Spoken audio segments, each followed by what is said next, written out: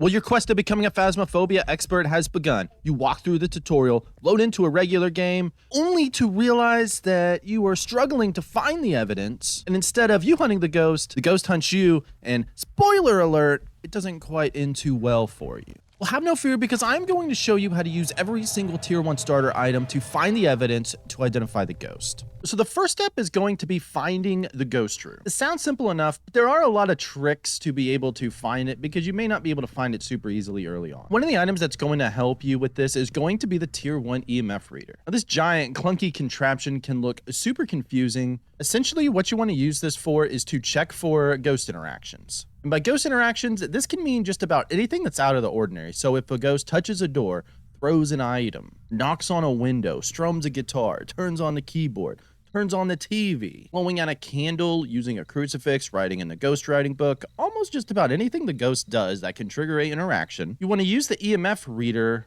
to go up to that object and to get a reading. So when you first start playing, the interactions may be hard to pick up on, and that's where the EMF reader is going to help out. So if you hear a sound, I would start walking around with the EMF reader to look for everything. So what you are looking for with EMF 5 is for the needle to spike all the way up, and it's going to have a little bit of a higher pitch sound. This is what you're going to want to listen for.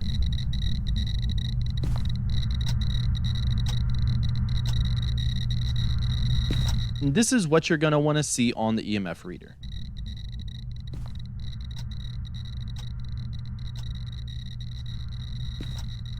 If the ghost has EMF 5 as a piece of evidence, then any type of interaction is going to have a 25% chance of giving EMF 5. Honestly, I would only check to make sure if the interaction is EMF 5 and not worry about any of the other numbers on this EMF reader. This is going to save your own sanity in real life, because really the other numbers are meaningless anyways. So again, when you hear the interaction, go up to it and see if that needle is spiking all the way up to the top. Now, a great way to be on the lookout for ghost interactions, especially as it relates to door touches, is making sure that every door around you is closed. This is super useful because when a ghost does decide to touch a door, instead of guessing which one of the million of open doors it possibly touched, you're going to be able to more easily notice which door is slightly opened. And you can then take your EMF reader over to it to ensure it's not EMF 5. And then what you're going to want to do is transition over to looking for ultraviolet evidence, which is going to involve the glow stick. Honestly, the glow stick is one of the best tier 1 items in the game, as it can be super useful for so long. The way that it works is that when you first activate the glow stick, it's going to have about a 60-second charge where it's going to be its brightest and slowly dim over time. After the 60 seconds are up, you're going to have to wait 10 seconds for it to recharge. And then what you're going to want to do is shake it. When you shake it to recharge it, it's going to again last for 60 seconds, slowly dimming over time. Now, when the 60 seconds are up, you can still use the glow stick to look for fingerprints. You just have to be closer to the object to look for the fingerprints, as opposed to when you recharge it. Again, the best time to look for the ultraviolet evidence is going to be after you hear the door touch interaction, because if the ghost has that as a piece of evidence, then it is going to leave a fingerprint on the door. Now, you do want to do this kind of quickly, because the fingerprints will fade over time depending on the ghost. Also, if the ghost is an obake, there is a chance that it will not leave a fingerprint. So you're probably going to want to check it at least a couple times to rule that out. Now, doors are not the only thing that you can get ultraviolet evidence on. You can also get it on keyboards, on the breaker, and also if you hear a knock on the window. Also the same when a ghost turns on or off a light. You can check the light switch for fingerprints. So again, simple as that. You hear a door touch interaction, you check with the EMF reader, you check with the glow stick, and let's say you already have the ultraviolet evidence, and maybe even the EMF 5 evidence as well. Door touch interactions can still be important for the spirit box. So the way that it works is that you're going to ask the spirit box certain questions, such as, are you here? Are you friendly? Where are you? A closing. And if you're feeling a little spicy, you can ask the ghost if it's pizza. Are you pizza?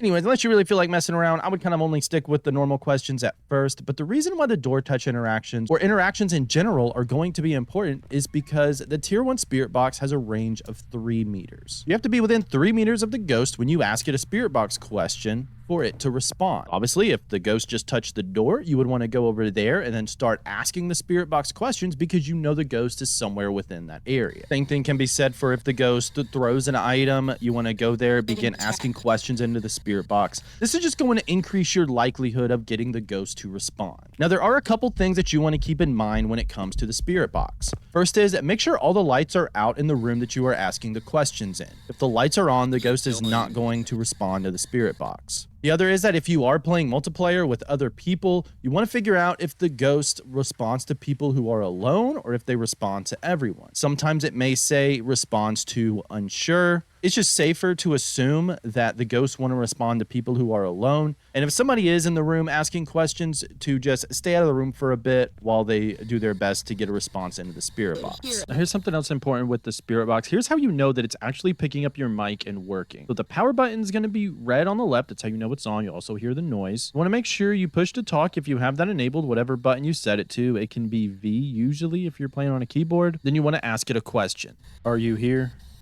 Then if the ghost picks up your phrase and you get a red dot, that means that it was picked up and there is no response. If that red dot next to the ghost symbol turns white like this, that means you got a spirit box response. And sometimes it seems like you will see it turn white before you hear the response. One of the starting items that's not necessarily a piece of evidence is the flashlight. And I don't really feel like I have to really go into the flashlight. It helps light it up. Honestly, the tier 1 flashlight is not very good. I would rely more on lights in the house to help see things better. So if you want to avoid using the flashlight, then I may also start with a video camera. With the video camera, you can begin to look for orbs in the house. So the way that it works is you're going to want to activate it and you're going to see like a greenish color on the screen, and that's going to allow you to see the ghost orbs. Now, ghost orbs are going to be like this little small ball that is floating around. Now, they can be easily confused with snow. The biggest difference that you're looking for is the floatiness in the orbs, meaning that the snow falls straight down,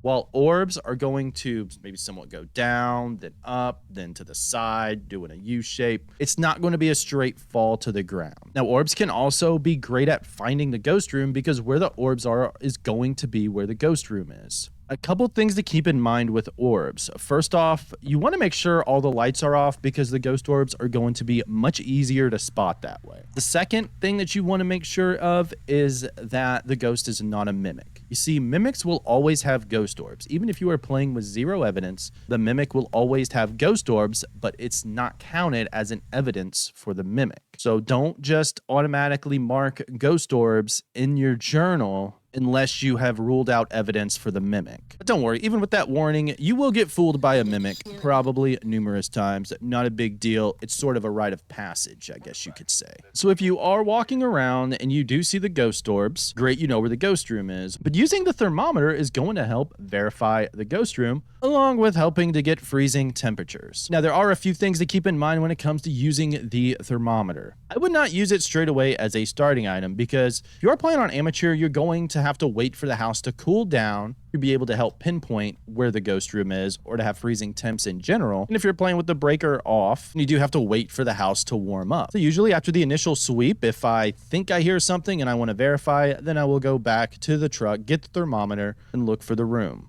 Now, when we have found what we believe to be the ghost room, the best thing to do with the thermometer is going to be just to set it and sort of forget it and just look at it occasionally. As I mentioned, it's going to take time for the temperatures of the house or the room to cool down. Depending on the environment, it can take a little bit of time to get the freezing temps. To go more in depth to freezing temps in a previous video that I will link up at the top. So again, if you're walking through the house and then you hear interactions, that's when I would use the thermometer to verify if it's in that room or an adjacent room, because ghosts can interact with things through walls.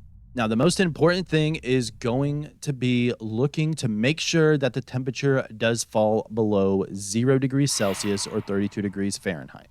It can be super close to the line sometimes. Here we have the ghost as the Thay, which does not have freezing temps, and that thing is almost right on the line. Typically, it's not going to be super close to freezing. If you have a freezing ghost, it's going to be well in the negatives if you're on Celsius or closer to 0 degrees Fahrenheit. This is again why I say that you want to drop the thermometer in the ghost room, try to get the other evidence, and then check from time to time to see if it's ever dropped to freeze. And typically at that time, what I will also want to do is drop a ghostwriting book in the room. A ghostwriting book is another one of those wait and see type evidences.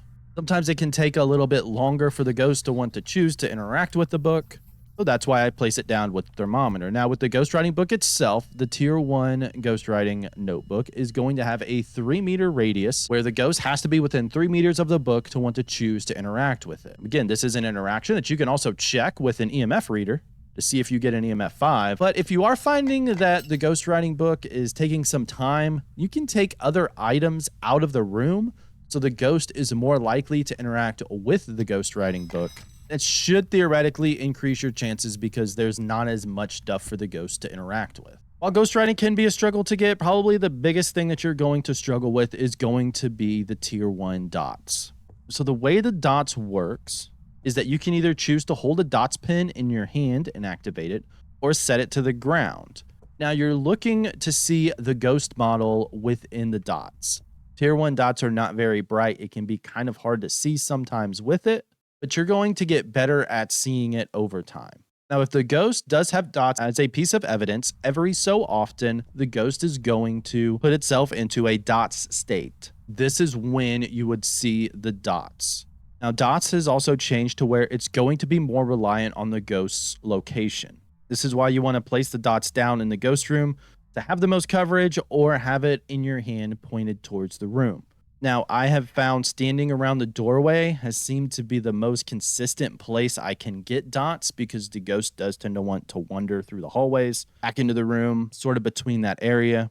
But also, if you hear interactions in the room, see things being thrown, hear a door touch, shine the dots there, and you may have a better chance of seeing the dots. What you can also do is, by standing outside of the room, you can like leave a light on outside of the room to help try to save some of your sanity. But if you do feel like your sanity is dropping too low and the ghost is constantly hunting you and you haven't found dots, you can set up the dots pin on the ground, then set up a video camera to look, and then wait in the truck to see if the ghost is going to be able to be seen on the dots. Now, in my experience, that can take a long time to get, so it's not necessarily the preferred method. Dots are going to be a struggle. I definitely recommend saving money to buy 2, so you can place one on the ground and hold one in your hand, but you will get better at being able to notice the dots over time. Now, putting all those evidences together, you're going to want to get into a routine of what items you are going to take in what order. So for instance, if I'm starting, I'm going to take in a video camera, a EMF reader, and a glow stick. Going to use the video camera as sort of like a makeshift flashlight while looking for orbs. Then if I do hear interactions, such as object being thrown or a door touch, I can verify with the EMF, and then I have the glow stick there to also check for ultraviolet. Now, if I'm kind of certain I know what room it is, I will go out of the house, grab a thermometer, a ghost writing book, and a dots pin. And then I'm going to set those items in the room, because again, thermometer is going to take time to get to be able to see the freezing temps, and the ghost writing book could take some time for the ghost to choose to want to interact with it. You can also use the thermometer to verify which room is exactly the ghost room. Then the dots pin I'm going to set on the ground in hopes that maybe while I'm trying to collect other stuff, I'll see a silhouette of a ghost running on by. And then lastly, I'll go back out and grab the spirit box and the flashlight and maybe whatever else I have to try to finish up to get all the evidence. Again, chances are dots is going to be the last piece of evidence that you're going to find, and it's probably going to be your biggest struggle with the tier 1 items. But now I do have some tips to help you more easily get tier 1 dots, which you can click or tap the screen now to help. Thanks for watching, everybody, and happy hunting.